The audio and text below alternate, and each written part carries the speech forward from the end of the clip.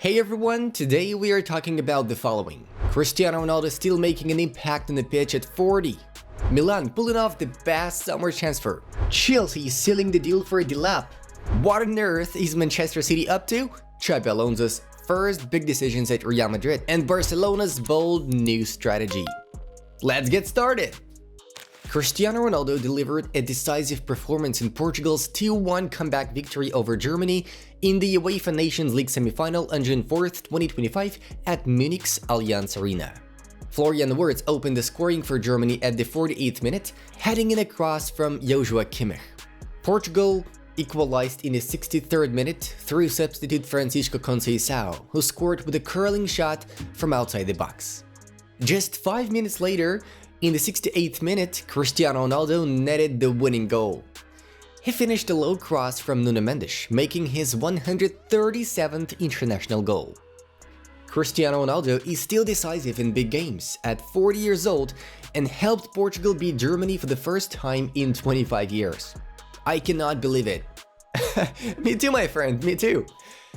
There was also a hint of controversy over Ronaldo's goal being allowed, but the replays diffused the threat of a civil war among football fans. It was the 937th goal of Cristiano's career, and now he's waiting to find out who his opponent in the final will be. Will it be France or Spain? Drop your predictions in the comments. The final itself will take place on Sunday, June 8th. And we are moving on to another big topic, and that is Luka Modric's move to Milan.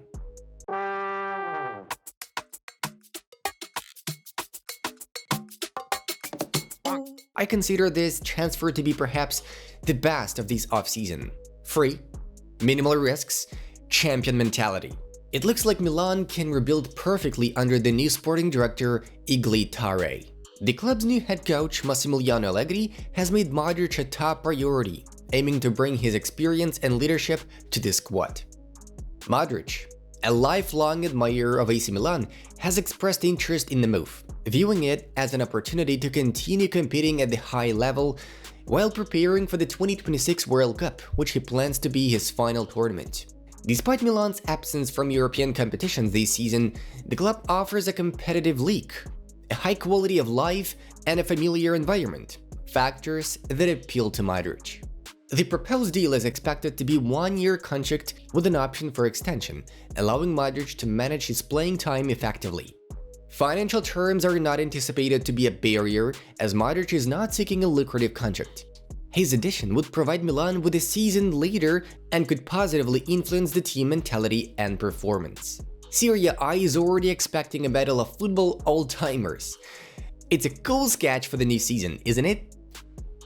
Chelsea Football Club has officially signed 22-year-old striker Liam Dileep from Ipswich Town in a deal worth £30 million, making their second summer acquisition following Dario Esugo from Sporting CP. Dileep, who scored 12 goals in 37 Premier League appearances last season, joins Chelsea on a 6-year contract through 2021. The transfer was facilitated by a relegation release clause activated after Ipswich dropped from the Premier League. Despite interest from Manchester United and Newcastle United, Dileep chose Chelsea, influenced by the club's promising future and development opportunities under head coach Enzo Maresca, with whom he previously worked at Manchester City. In 2020-21, Enzo Maresca's U23 Man City side won the Premier League 2 title. Liam Dileep finished as a top goal scorer with 24 goals and was also named the PL2 Player of the Season. Cole Palmer found the back of the net 13 times, while Romeo Lavia made 20 appearances, getting the band back together. Squawka wrote on X, and it's a very interesting twist of story. Dileep is expected to compete with Nicolas Jackson for the starting striker role and could debut in the upcoming Club World Cup, where Chelsea will face Club Lyon on June 16th. His arrival addresses a critical need in Chelsea's attacking options, especially with uncertainty surrounding Christopher Nkunku and Nicolas Jackson. Let's move on to another big story.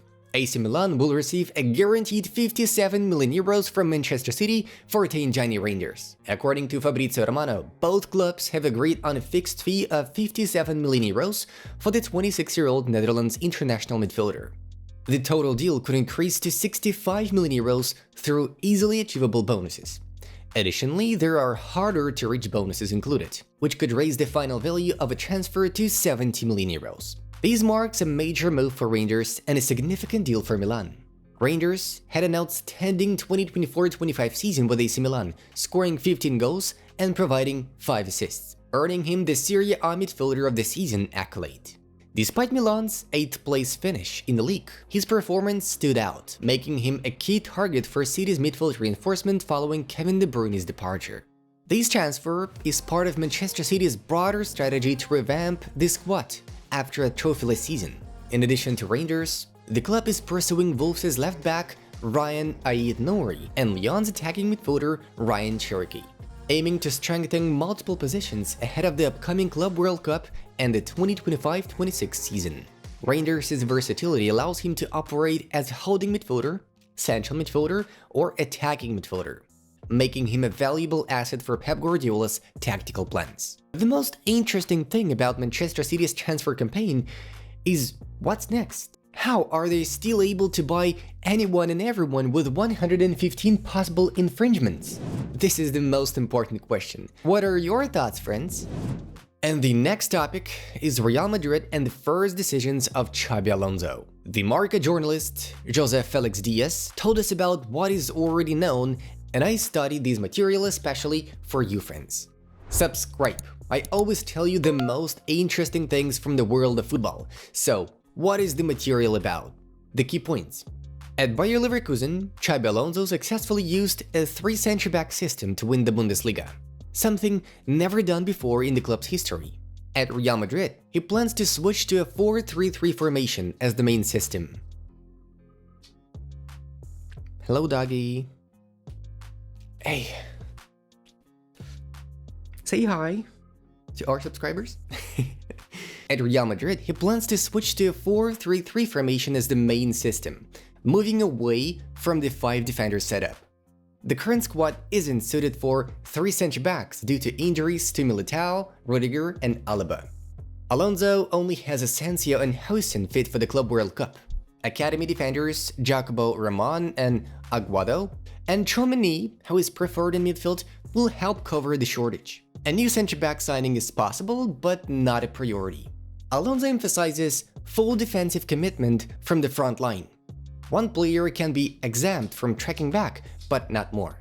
He plans an early conversation with Vinicius, stressing the need for both offensive brilliance and defensive sacrifice. His analyst, Benat Labayen, has been scouting recent Real Madrid matches to assess tactical discipline and attitude, highlighting Alonso's focus on team balance and effort. And now Xabi Alonso wants River Plate's big talent Franco Mastantuono. Real Madrid is reportedly willing to activate his 45 million euros release clause, the highest in Argentine football, to secure his services before the upcoming Club World Cup. Mastantuono, who has been a standout performer for River Plate with 7 goals and 4 assists in 19 matches this year, has also attracted interest from Paris Saint-Germain.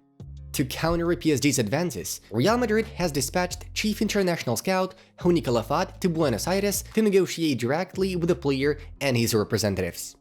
A pivotal moment in the negotiations occurred when Xabi Alonso, a potential future manager of Real Madrid, personally contacted Mastantuono. This conversation is believed to have significantly influenced the player's inclination towards joining the Spanish giants. And the last topic I wanted to discuss today is Barcelona's changed transfer plans. Here's the shortened summary of Barcelona's transfer priorities for 2025-26. Contract renewals for key players. Signing goalkeeper Joan Garcia for 25 million to boost competition with Ter Stegen or Szczęsny. Right side defense is covered with Eric Garcia and Koundé. Left back is a weakness. Need a backup for Balde, likely Grimaldo, for 15 to 20 million euros. No midfield reinforcements planned, current squad and youth are sufficient. Attack is the main focus. Ansu Fati is leaving. Main targets are Ademola Lookman, 30 million, and Marcus Rashford. It may be a loan plus option to buy. Another possible option is Leroy Sané, but high wage demands are a problem. The goal is to strengthen the squad for a serious push to win the Champions League. Barcelona still have a great squad, and if they manage to complete all of their summer transfer targets successfully, this team will be ready to take a step forward and become an even more monster version. And that's all for today. In the evening, we are watching the France vs Spain super match, and subscribe to our channel. It's always interesting here. This was Football News Tribuna channel. Don't forget to support us with a like and a comment. Thank you. Bye bye.